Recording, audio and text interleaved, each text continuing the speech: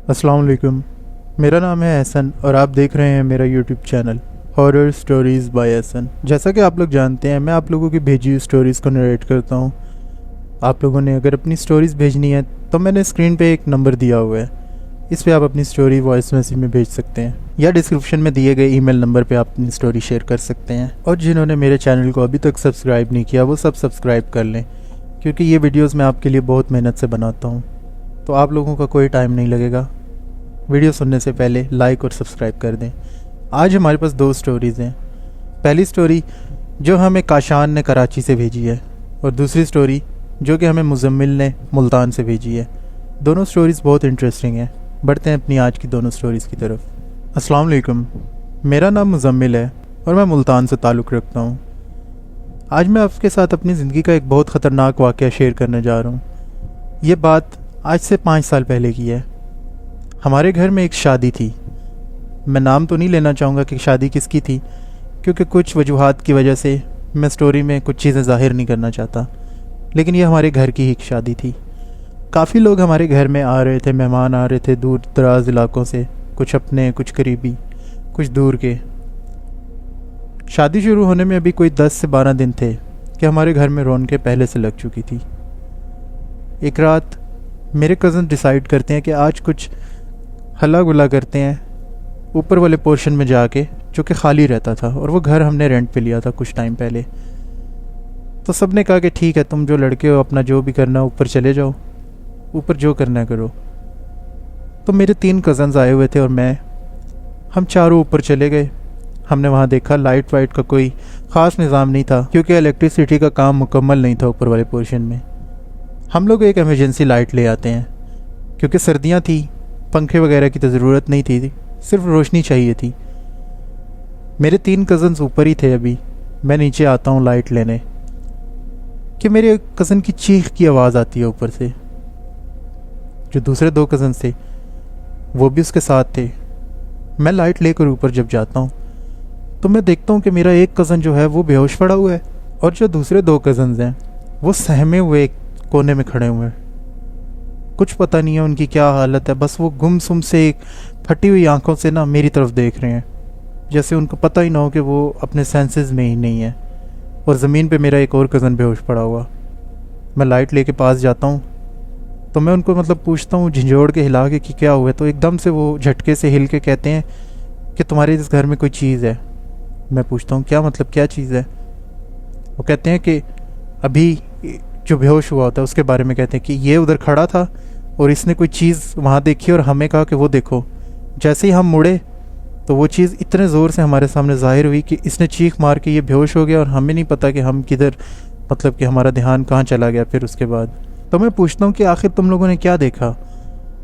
तो वो बताते हैं कि वहाँ पे एक औरत खड़ी हुई थी, एक हेवला सा था, एक साया सा था, शैडो कह लें या फिर एक धुएं की तरह, कि एक जैसे हवा में एक जसामत बनी हुई थी, जैसे कोई हवा में एक औरत खड़ी हो, बड़ी कदावर और काफ़ी कि फैली हुई, बहुत उसका बड़ा साइज़ था और उसका सर नीचे झुका हुआ था ज़मीन की तरफ।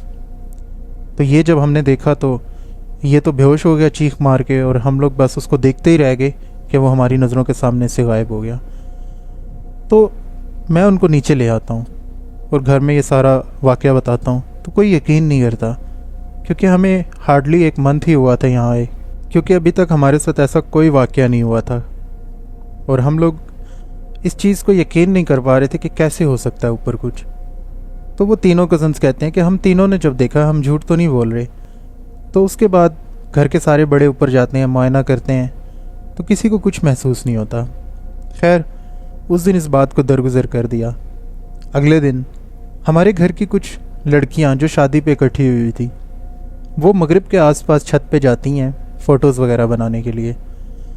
तो वो क्या कहती हैं कि जब हम ऊपर गई हैं तो हमें ऐसा फ़ील हुआ जैसे कि ना ऊपर कोई खड़ा था, और जब हम ऊपर जा रही थी तो वो हमें देख के हट गया हो, जैसे कि कोई ऊपर खड़ा है और हम लोग ऊपर आ रहे हैं और वो हमारे लिए ना रास्ता छोड़ के साइड पे हो गया हो। हमने देखा नहीं, लेकिन हमें ऐसा फ़ील हुआ। उसके बाद हम लोग नीचे आ गई। नीचे आने के बाद हमें सबने मना किया कि तुम लोग ऊपर क्यों गए थे, अगर रात को जो मसला बना उसके बाद मना किया था, किसी ने नहीं जाना। तो हम लोगों ने कहा कि हमें तो नहीं पता था, और हमें ऐसा फील भी हुआ जैसे कोई ऊपर था। फिर सबको मना कर दिया, बच्चों को, बड़ों को, कि छत पे किसी ने नहीं जाना, ऊपर वाले पोर्शन पे किसी ने नहीं जाना, क्योंकि शादी वाला माहौल है तो घर का माहौल ख़राब हो सकता है। एहसन भाई, इसी रात जिस दिन ये मेरी कज़न्स ऊपर गई थी, वो लोग घर में जो तकरीबन रात के 1:30-2 बजे ढोलकी बजा रही हैं, हम लोग नीचे कज़न्स अपने शुगल में लगे हुए, हमें छत के ऊपर से ऐसी आवाज़ें आती हैं जैसे ऊपर कोई जंप मार रहा हो, कूद रहा हो, जंप पे जंप मार रहा हो। और ऐसे हमारा जो लेंटर वाली बिल्डिंग है, छत लेंटर वाला है, वो ऐसे कांप रहा था जैसे ज़लज़ला आया हो। अब सारे खामोश हो गए हैं, बस उस आवाज़ को सुन रहे हैं, जैसे कोई बड़ी भारी चीज़ ना ऊपर कदम ले रही हो या जंप मार रही हो।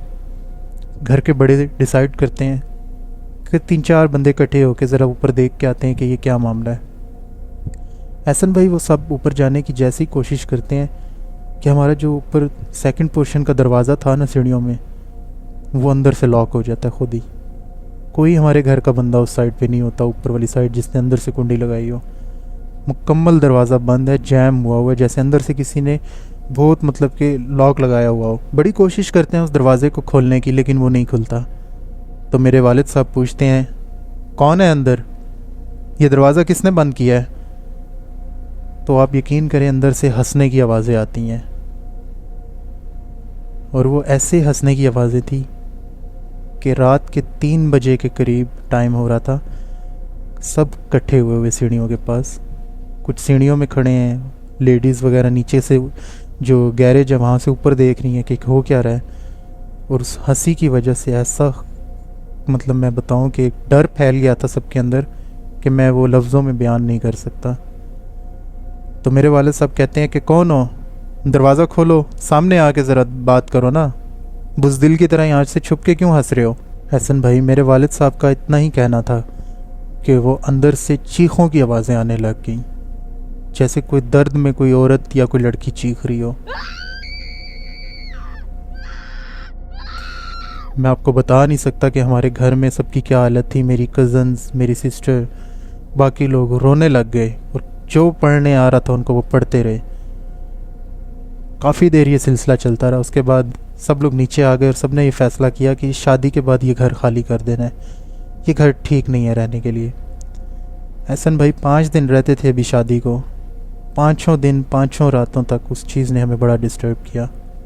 इवन के जिस घर के साथ हमारा रिश्ता जुड़ चुका था, जहाँ से शादी हो रही थी, उन लोगों को भी बताना पड़ा, क्योंकि वो लोग भी रात को आते थे, जॉइंट फंक्शन वगैरह था सब कुछ, उनसे छुपा नहीं सकते थे, तो उन्हें भी बताना पड़ा। तो एहसन भाई जैसे ही ये शादी मुकम्मल हुई, हम लोगों ने वो घर खाली कर दिया। अभी भी वो घर उसी तरह खाली पड़ा है, वहाँ कोई नहीं रह पाता। बड़े लोग वहाँ पे आए हैं, बड़े लोग, बहुत बड़े बड़े बुज़ुर्ग, सब ने अपने हाथ खड़े कर दिए कि हमारे बस से बाहर है। एक आमिल आए थे जो शायद पाकिस्तान से तो नहीं थे, कहीं बाहर किसी सिटी से थे, कोई वहाँ उनको लेकर आया था। उन्होंने बताया था कि यहाँ पे एक औरत है जिसको कई साल पहले, बहुत साल पहले मार दिया गया था। ये औरत शायद वही है, और ये इसको इसकी जायदाद के पीछे मारा गया था, इसकी ज़मीन के पीछे।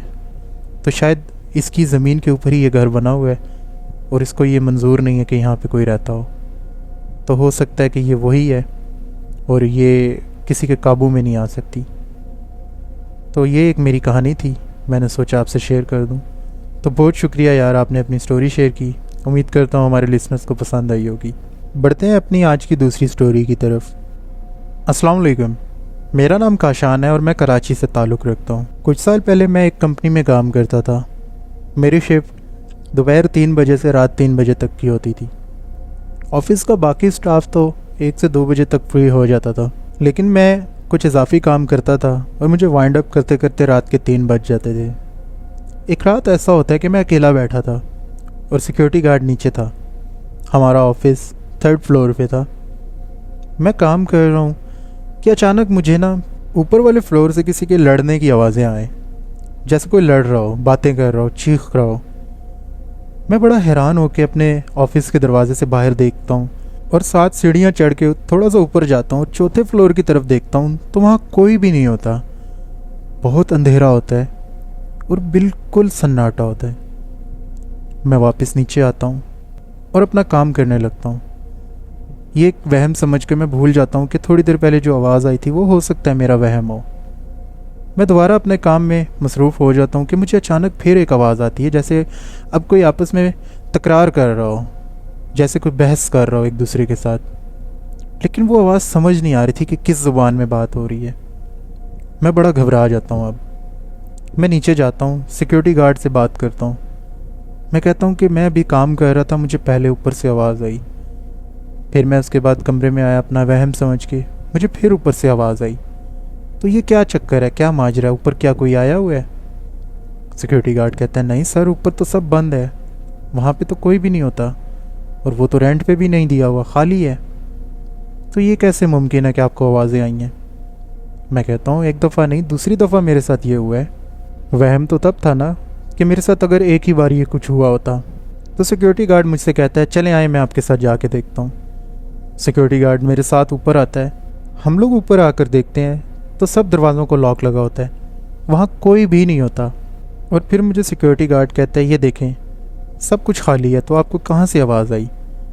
मैं फिर अपना वहम समझ के कहता हूँ चलो ठीक है नीचे आ जाओ, चलते हैं। अब सिक्योरिटी गार्ड चला जाता है और मेरा तकरीबन कोई 20 मिनट का काम बाकी रहता है। एहसन भाई, सिक्योरिटी गार्ड को गए हुए 5 मिनट गुजरे होंगे। मैं कंप्यूटर पे बैठ के टाइपिंग ही कर रहा था कि मुझे आवाज़ आती है जैसे कोई सीढ़ियों से नीचे उतर के आ रहा है। ओह, ये आवाज़ सुनने की देर थी कि मेरे रोंगटे खड़े हो गए और मेरी निगाह उस दरवाज़े की तरफ थी जो मेरे ऑफिस का था। अब मुझे बाहर से चलने की आवाज़ आ रही है और वही वैसी ही आवाज़ फिर आने लगी जैसे कोई आपस में बात कर रहा हो, लेकिन कुछ समझ नहीं आ रही। आवाज़ तो सिर्फ एक बंदे के चलने की थी, कदमों की, लेकिन बोलने की दो दो आवाज़ें थी। मैं सो नहीं रहा होता हूँ कि अचानक मेरा दरवाज़ा नॉक होता है, वो वाला, और नॉक होने के बाद वो दरवाज़ा खुल भी जाता है। ओ मेरे खुदाया, वहाँ पे कोई नहीं खड़ा होता लेकिन वो दरवाज़ा खुल जाता है। मेरी परेशानी से ये हालत होती है कि अब मैं समझ नहीं पा रहा कि मैं इस दरवाज़े से जाऊँ कैसे। मैं आगे बढ़ा, दरवाज़े के पास गया और वहाँ कुछ हुआ तो मेरे साथ क्या होगा?